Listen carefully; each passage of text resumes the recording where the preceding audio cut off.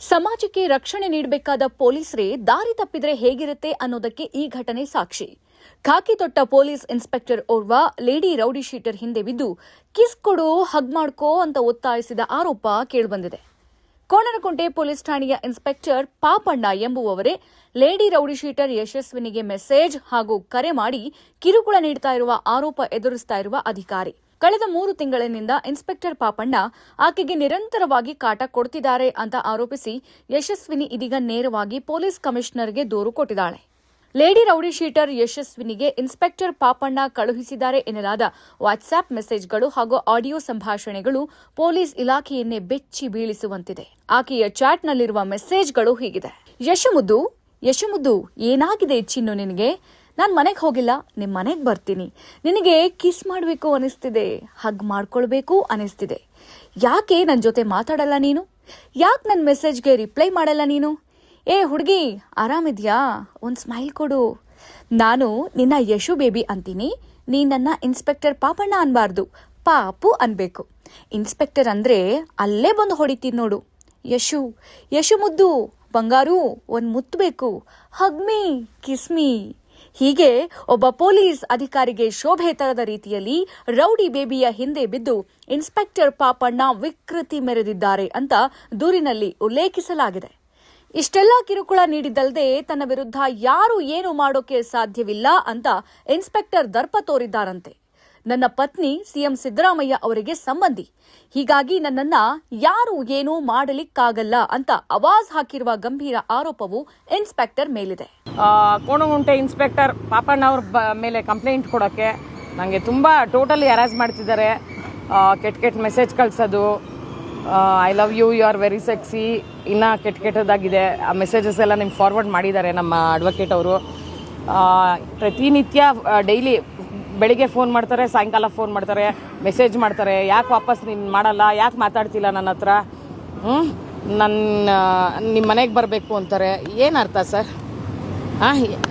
ನಾನು ಇನ್ಸ್ಪೆಕ್ಟ್ರು ಅಂದರೆ ಏನಕ್ಕೆ ನನ್ನ ಇನ್ಸ್ಪೆಕ್ಟ್ರು ಅಂತೀಯಾ? ನಾನು ನಿನ್ನ ಕ್ಲೋಸ್ ಫ್ರೆಂಡು ಅಂತಾರೆ. ಈಗ ನನ್ನ ಮೇಲೆ ರೌಡಿ ಶೀಟ್ ಮಾಡಿದ್ದಾರೆ.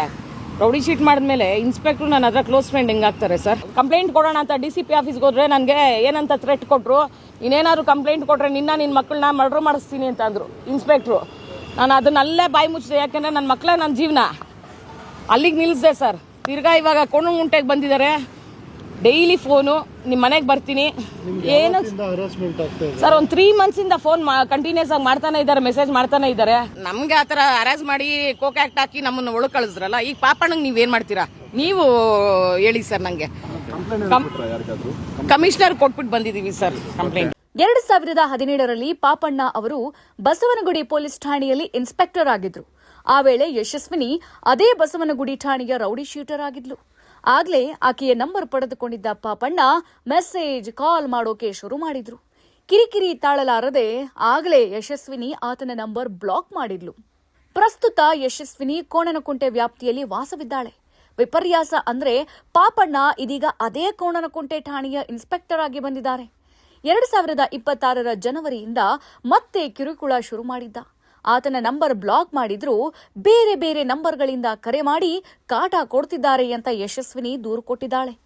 ಅಂದಹಾಗೆ ಲೇಡಿ ರೌಡಿ ಶೀಟರ್ ಯಶಸ್ವಿನಿಯ ಪತಿ ಮಹೇಶ್ ಕೂಡ ರೌಡಿ ಶೀಟರ್ ಆಗಿದ್ದಾನೆ. ಕಿರುಕುಳ ಮಿತಿ ಮೀರಿದಾಗ ಯಶಸ್ವಿನಿ ನೇರವಾಗಿ ಪೊಲೀಸ್ ಕಮಿಷನರ್ ಮೊರೆ ಹೋಗಿದ್ದು ಇನ್ಸ್ಪೆಕ್ಟರ್ ಪಾಪಣ್ಣ ಮಾತನಾಡಿರುವ ಆಡಿಯೋ, ವಾಟ್ಸ್ಆಪ್ ಚಾಟ್, ಸ್ಕ್ರೀನ್ಶಾಟ್ ಸಮೇತ ದೂರು ದಾಖಲಿಸಿದ್ದಾಳೆ. ಈ ಘಟನೆ ಇದೀಗ ಪೊಲೀಸ್ ವಲಯದಲ್ಲಿ ತೀವ್ರ ಚರ್ಚೆಗೆ ಗ್ರಾಸವಾಗಿದೆ. ಕಮಿಷನರ್ಗೆ ಕಂಪ್ಲೇಂಟ್ ಕೊಟ್ಟಿದ್ದೀವಿ.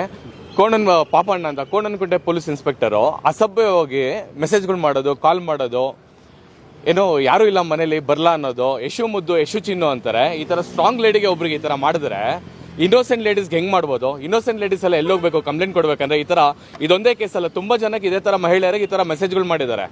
ಕೋಪರೇಟ್ ಮಾಡಿದ್ರೆ ಮಾತ್ರ FIR ಮಾಡೋದು, ಕೋಪರೇಟ್ ಮಾಡಿದ್ರೆ ಮಾತ್ರ ಇನ್ವೆಸ್ಟಿಗೇಷನ್ ಮಾಡೋದಂದ್ರೆ ಅವ್ರ ಅಪ್ಪನ ಮನೆಯಿಂದ ದುಡ್ಡೆಲ್ಲ ಇಲ್ಲಿ ಆಗ್ತಾ ಇರೋದು ಯಾರು? ಅವ್ರು ಕೊಡ್ತಾ ಇರೋದು ಜನ ದುಡ್ಡು ಕೊಡ್ತಾ ಇರೋದು, ಜನಗಳ ತೆರಿಗೆಲಿ ಇವರೆಲ್ಲ ಕೆಲಸ ಮಾಡ್ತಾ ಇರೋದು. ಇವ್ರಿಗೆ ಗೌರ್ಮೆಂಟಿಂದ ಮೊಬೈಲ್ ಫೋನ್ ಕೊಡೋದು, ಕನೆಕ್ಷನ್ಸ್ ಕೊಡೋದು, ಜನಗಳ ಸಂಪರ್ಕ ಇಟ್ಕೊಳ್ಳಿ ಅಂತ, ಜನಗಳಿಗೆ ನ್ಯಾಯ ಕೊಡಿಸ್ಲಿ ಅಂತ ಅಲ್ಲ, ಜನಗಳಿಗೆ ನ್ಯಾಯ ಕೊಡಿಸ್ಲಿ ಅಂತಲ್ಲ, ಯು ಆರ್ ಸೆಕ್ಸಿ ಅಂತ ಮೆಸೇಜ್ ಮಾಡಬೇಕಲ್ಲ.